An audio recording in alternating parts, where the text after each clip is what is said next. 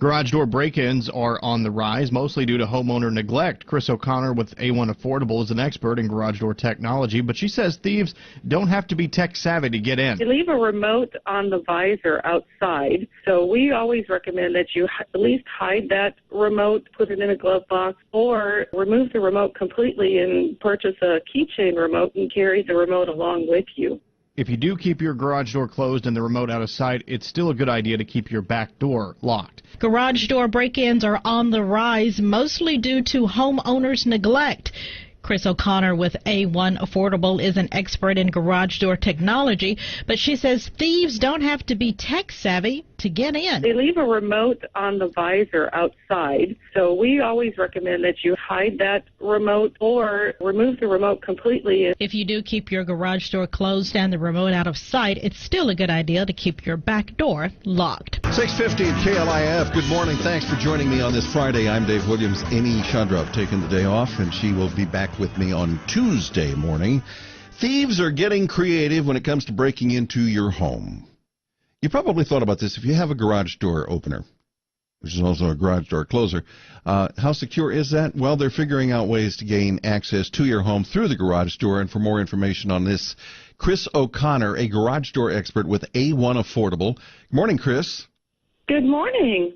I think we all tend to consider ourselves secure when we use a garage door opener. We know there's a little, what amounts to an electronic password that allows the door to open and close on command, but those things are not all that secure, are they? Well, it really depends on who the manufacturer is. Now, they are, but the challenge that we have is that when you use your garage door, which is the largest moving wall, as your lock to your home, most people don't lock that back door. So if somebody gets that garage door open, they have access to your whole house. Well, yeah, I was going to say that should be something that people would just do naturally. So. You would think, but even I spoke yesterday, and I can't tell you how many people just leave that unlocked. They use their garage door as their lock. I've heard that you can drive down the street, or a thief can drive down the street with a garage door opener and just keep trying doors until they find one that's set to the same combination. Is that still true, or is that an older version of those remotes? That's a much older version. Now, that's not to say that it can't happen, because there's still a few of those openers out there. But today's world, there's what they call rolling code technology. So what that basically means is that there's a different code every time you open and close your garage door, so they cannot capture that code and try to get in your garage. Well, that's a good thing. So how are they getting into the garage? Well, people are leaving their garage doors open, for one, and they just walk right in, and then they walk into the back of their home.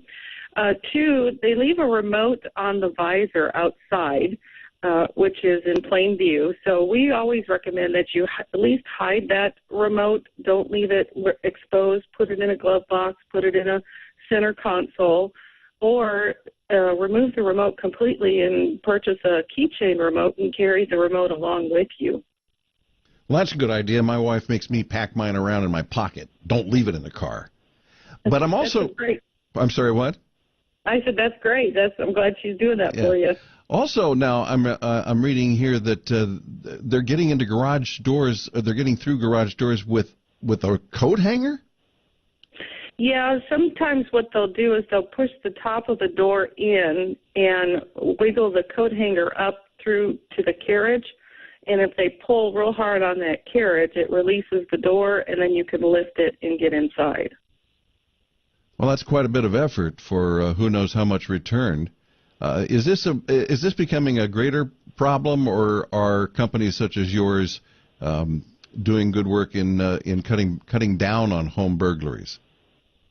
Well, we try to educate the homeowner to help them keep themselves safe. It's not a big thing that happens in this area. However, it can happen if you leave yourself exposed.